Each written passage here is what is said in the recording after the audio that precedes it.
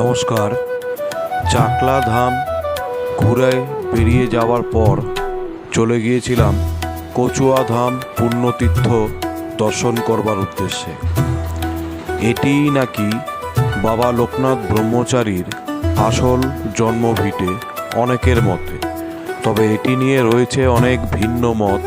তো যাই হোক, আমি অন্যান্য মতে আর যাব না, তোমাদের জন্য নিয়ে তুলে ধরলাম লোকনাথ ব্রহ্মচারীর আসল জন্মভিটে কচুয়া ধাম।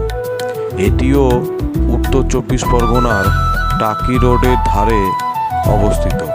এই বেড়াচাপা থেকে 4 কিলোমিটার দূরে তোমার কচুয়া ধাম বলে একটি স্টপেজ রয়েছে।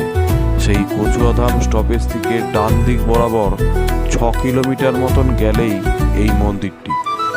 এটি প্রাচীন বলে এখানে আপনার সুসজ্জিত একটি মন্দির এবং পাশে ধূপ মোমবাতি জ্বালাবার একটা স্তম্ভ এবং বট গাছের তলা আবদ্ধ করা রয়েছে। আর এই মন্দিরের পাশ বরাবর এই রাস্তাটি দিয়ে মন্দিরের ঠিক পেছন দিকে গেলে একটি রয়েছে দুধ পুকুর, যেটা আমাদের তারকেশ্বর মন্দিরে গেলে দেখতে পারেন অনেকটাই সেরকম। এই দুধ পুকুরে স্নান করলে নাকি অনেক পুণ্য লাভ হয় এবং এই পুকুরটিতে লোকনাথ ব্রহ্মচারী নাকি স্নান করতেন নিয়মিত।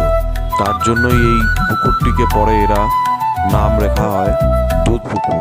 দেখতেই পাচ্ছেন সুসজ্জিত পুকুর, গ্রামের পুকুর বলে যা হয়, তবে আমার চোখে একটু আবর্জনা বেষ্টিত মনে হলো না। আপনারা এখানেও একবার এসে দেখতে পারেন। পুকুরটিতে স্নান করে পুজো দিতে হবে এমন কোনো ব্যাপার নেই, আপনারা সেটা না করলেও হয়। আমি যেমন স্নান করিনি, আমি একটু পুকুরের জল মাথায় দিয়েছিলাম। এখানে স্নান করার সুব্যবস্থাও রয়েছে, এখানেও পুজো দেওয়ার বিভিন্ন রকম সিস্টেম রয়েছে।